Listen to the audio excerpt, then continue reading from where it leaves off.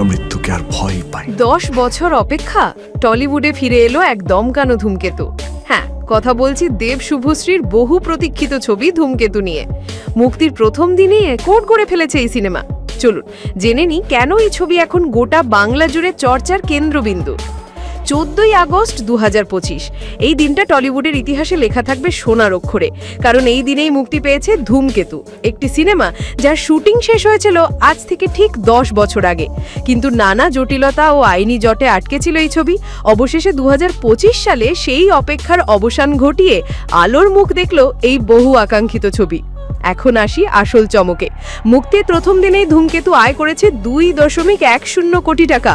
প্রযোজকদের দাবি টলিউডের ইতিহাসে এটাই এখন পর্যন্ত সর্বোচ্চ ওপেনিং ডে কালেকশন। এছাড়াও প্রথম দিনেই সারা পশ্চিমবঙ্গে 250-টিরও বেশি শো ছিল হাউসফুল।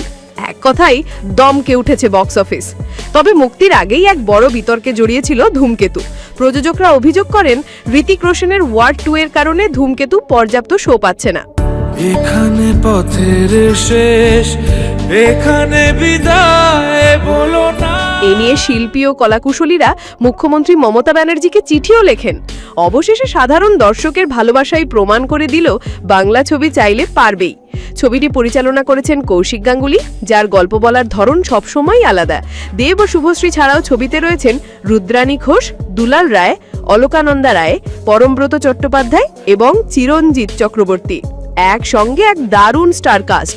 প্রথম সপ্তাহে শুধুমাত্র পশ্চিমবঙ্গে মুক্তি পেলেও 22শে আগস্ট থেকে সারা ভারত জুড়ে মুক্তি পেতে চলেছে ধূমকেতু। দর্শকের ভালোবাসা ও ইতিবাচক রিভিউ দেখে স্পষ্ট জাতীয় স্তরেও এই সিনেমা ঝড় তুলবে, সেটাই এখন প্রত্যাশা। 10 বছর আগের একটা ছবি আজ বাংলা সিনেমার ইতিহাসে নতুন অধ্যায় লিখছে।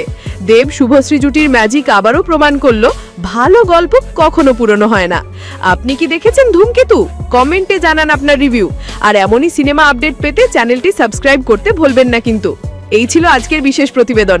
আবার আসবো নতুন গল্প নিয়ে।